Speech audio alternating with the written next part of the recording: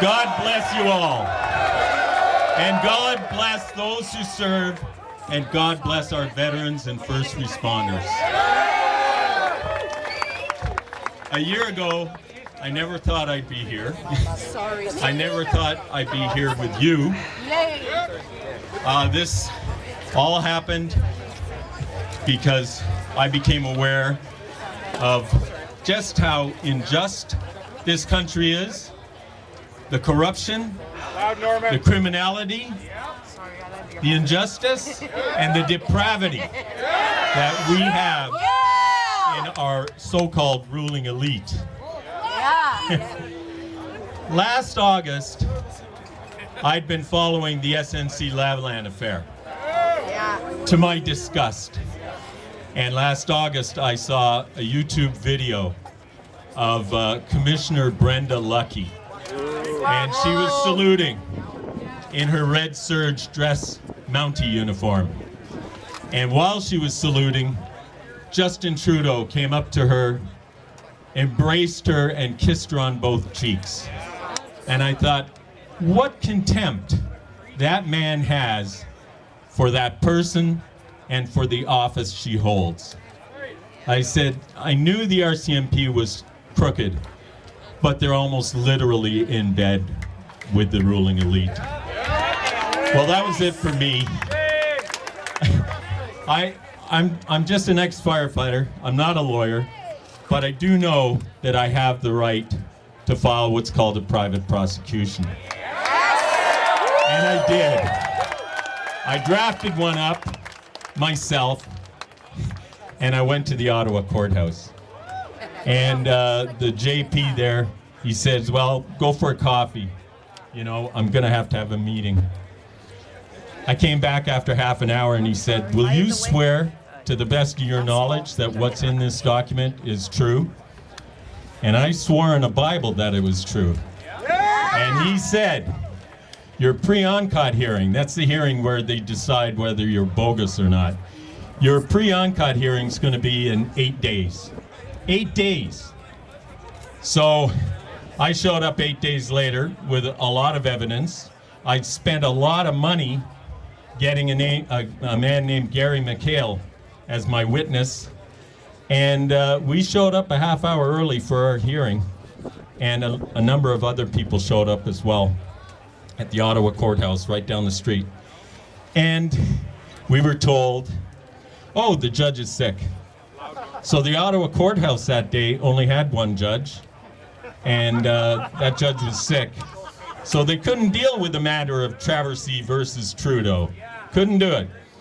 So they said, okay, your hearing's going to be in a month, October the 4th. Once again, at great expense, I got my witness out, compiled a basket full of evidence.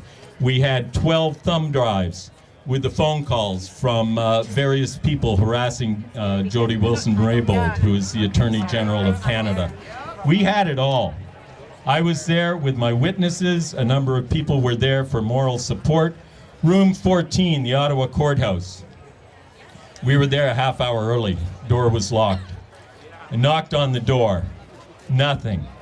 We stood outside that door for an hour with me knocking every couple of minutes. We found out at the end of the day, I got a transcript, they held that hearing behind a locked door while I was outside. Yeah. They invoked the McHale principle for lack of evidence, and I had Gary McHale standing next to me with over 200 evidentiary documents.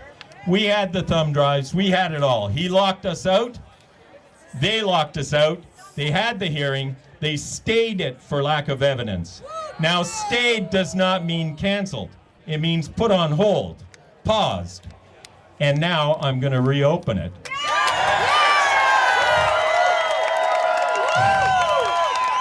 But that's not why we're here today. We're here today because on Dominion Day, July 1st, the USMCA comes into effect.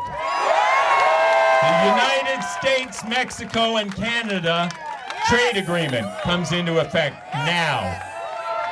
Now, Section 27 of that trade agreement states that all three co-signers must address corruption in their countries.